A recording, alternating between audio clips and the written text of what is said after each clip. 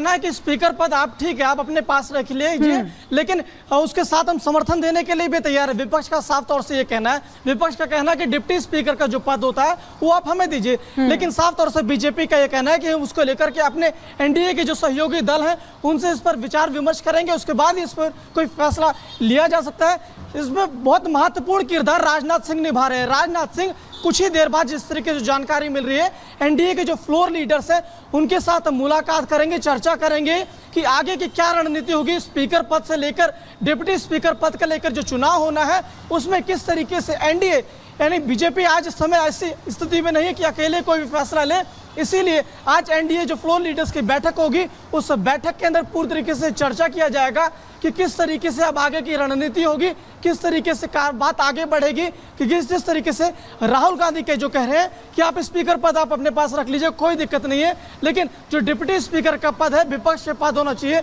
लेकिन अब ये देखने वाली बात होगी कि क्या जिस तरीके से गणेश, चूंकि विपक्ष ये भी कह रहा है कि 2019 में ये पद खाली रहा था, वो ये कह रहे हैं कि भाई स्पीकर से हमें कोई प्रॉब्लम नहीं है, लेकिन अगर डिप्टी स्पीकर को लेकर के जैसी हम मांग कर रहे हैं वो नहीं करते हैं तो फिर आगे की रणनीति पर काम किया जाएगा विपक्ष की ओर से।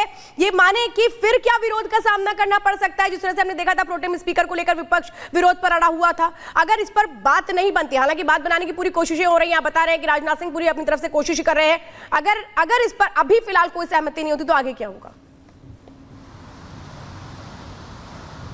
देखिए 2019 और 2024 की दोनों की स्थिति बहुत अलग है।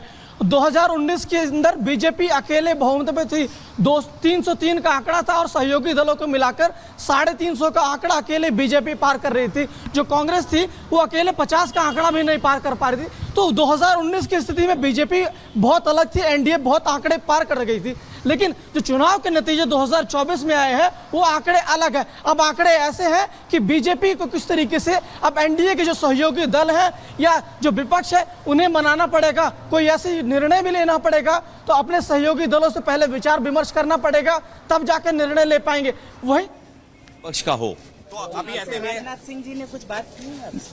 जो हमारी राय पार्टी की है वो है कि उपाध्यक्ष विपक्ष का हो और बाकी बातें अभी सब सामने आ जाएंगी। तो आप लोग सपोर्ट करेंगे नहीं करेंगे? अभी सामने आपको दिखाई देगा, इसी सीढ़ियों के बाद सदन है। क्या उम्मीद है? क्या स्पीकर के लेकर कोई स्पीकर को लेकर के नहीं मिलता है तो क्या रुख होगा? ये स्पीकर नहीं मिलता फिलहाल अखिलेश यादव जिनका ये कहना है। यादव को आप सुन रहे थे, जिन्होंने कहा है कि आपको सब साफ हो जाएगा, पता चल जाएगा।